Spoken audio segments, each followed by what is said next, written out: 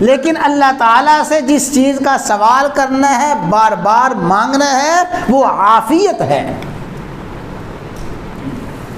اور بھائی جسے عافیت مل گئی اور وہ چاہتا ہے کہ اللہ تعالیٰ یہ عافیت مجھے عطا فرمائے رکھے، ذرا کہ ہر شخص عافیت کی زندگی چاہتا ہے اور عافیت کی زندگی گزارنا چاہتا ہے۔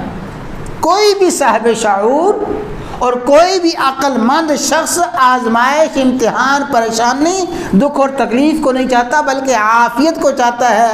تو جو شخص عافیت کو چاہتا ہے اور عافیت کی زندگی گزارنا چاہتا ہے، اس کے لیے آخر میں یہ تحفہ ہے اور اس کے لیے آخر میں یہ ہدایت ہے۔ اللہ تعالی ہمیں سمجھنے کی توفیق عطا فرمائے۔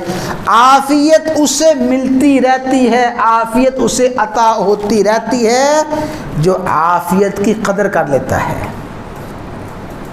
ہاں، عافیت کے لمحات کو غنیمت جان لیتا ہے اور عافیت پہ اللہ تبارک و تعالیٰ کا شکر ادا کرتا رہتا ہے۔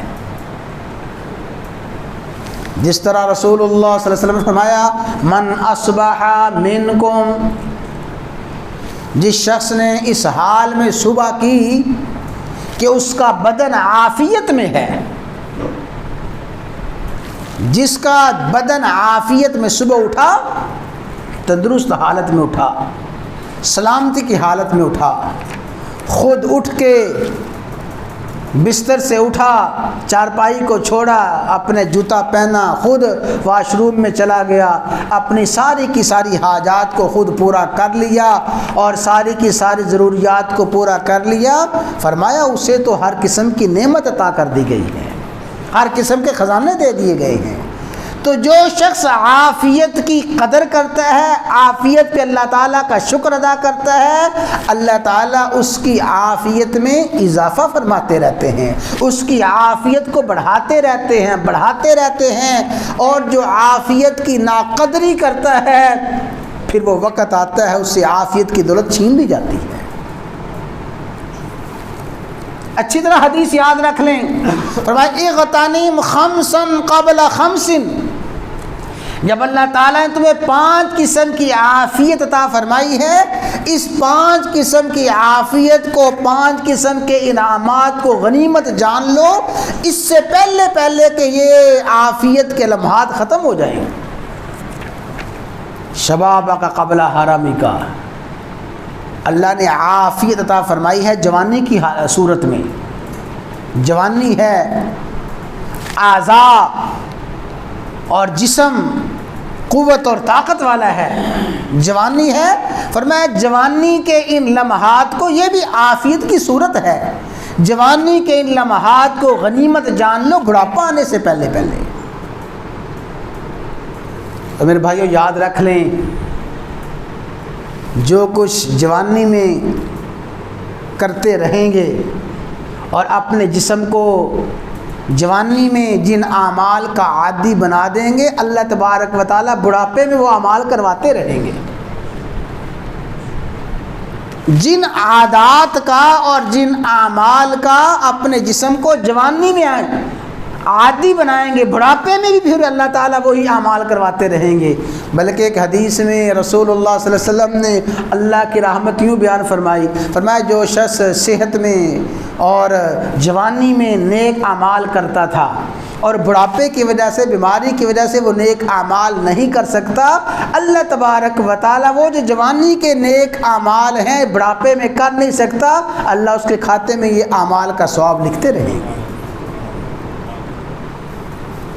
ایک شخص کو عادت ہے، ہر جنازے میں چلا جاتا ہے، ہر جنازے میں شامل ہو جاتا ہے، عادت ہے بیمار کی بیمار پرسی کے لیے چلا جاتا ہے، عادت ہے اپنے رشتہ داروں کو، اپنے دوست احباب کو ملنے کے لیے، محض ملنے کے لیے چلا جاتا ہے، عادت ہے نوافل کی کثرت کرتا ہے، عادت ہے نفلی روزے کثرت سے رکھتا ہے۔ اب بڑھاپے کی وجہ سے، بیماری کی وجہ سے یہ اعمال نہیں کر سکتا، فرمایا اللہ تعالیٰ اس کے کھاتے میں ان اعمال کا ثواب لکھتے رہیں گے۔ تو اللہ نے عافیت عطا فرمائی ہے جوانی کی صورت میں، بڑھاپے سے پہلے اسے غنیمت جان لو. اور فرمایا غنا کا قبل فقری کا، اگر اللہ نے مالداری عطا فرمائی ہے، عافیت کی صورت ہے مالداری میں، جیب بھاری ہے اور ابھی تمہارے پاس خزانہ ہے، مال و دولت ہے، اس حالت کو، اس عافیت کی حالت کو غنیمت جان لو بڑھاپا آنے سے پہلے. اللہ نے مال دیا ہے، اس میں جو اللہ تعالیٰ نے فرائض رکھے ہیں، زکوٰۃ ہے، حج ہے اور صدقات ہیں، بس مال آیا اس کو غنیمت جان لو. کہیں ایسا نہ ہو حج کا ارادہ کرتے رہ جاؤ جیب خالی ہو جائے، حج کا ارادہ کرتے رہ جاؤ کنگال ہو کے بیٹھ جاؤ. تو غنا کا قبل فقری کا، اللہ نے غنا مالداری کی عافیت عطا فرمائی ہے، فقر سے پہلے غنیمت جان لو. وفراغ کا قبل شغلی کا، جو فارغ وقت ہے نا، فارغ لمحات ہیں، ان فارغ لمحات کو غنیمت جان لو. فضول مصروفیات میں، مشغولیات میں یہ زندگی کے قیمتی لمحات ضائع نہ کرو. کہیں ایسا نہ ہو کہ پھر کہو کاش میرے پاس کوئی وقت فارغ ہو. وقت فارغ ہی نہیں ہے. نوجوان جانتے ہیں، خاص کر ہمارے وہ نوجوان جو بیچارے بیرون ملک جاتے ہیں، کام کاج کرتے ہیں، یقین جانیں کئیوں کی حالت سنی دیکھی ہے، کہتے ہیں حضرت استاد جی ہم تو 18 گھنٹے کام کرتے ہیں، 18 گھنٹے کام کرتے ہیں، ہمیں تو آرام کے لیے مشکل سے وقت ملتا ہے. تو اللہ نے یہ جو فارغ لمحات دیے ہیں، ان لمحات کو غنیمت جان لو. اور فرمایا حیات کا قبل موتی کا، اللہ نے حیات زندگی دی ہے، اس کا ایک ایک لمحہ غنیمت جان لو. تو عافیت مال کی صورت میں ہو غنیمت جان لو، عافیت صحت کی صورت میں ہو غنیمت جان لو، عافیت زندگی کی صورت میں ہو غنیمت جان لو، اور عافیت جوانی کی صورت میں ہو غنیمت جان لو. جو شخص عافیت کے لمحات کی قدر کر لیتا ہے اور اللہ تعالیٰ کا شکر ادا کرتا رہتا ہے، اللہ تعالیٰ اس کی عافیت کو بڑھاتے رہتے ہیں، عافیت میں اضافہ کرتے رہتے ہیں، حتیٰ کہ اس کا اسی حال میں خاتمہ ہو جاتا ہے. تو اللہ تعالیٰ سے ہم دعا کرتے ہیں کہ اللہ تعالیٰ ہر بندے کو، مجھے آپ کو آزمائش سے، امتحانات سے محفوظ فرمائے.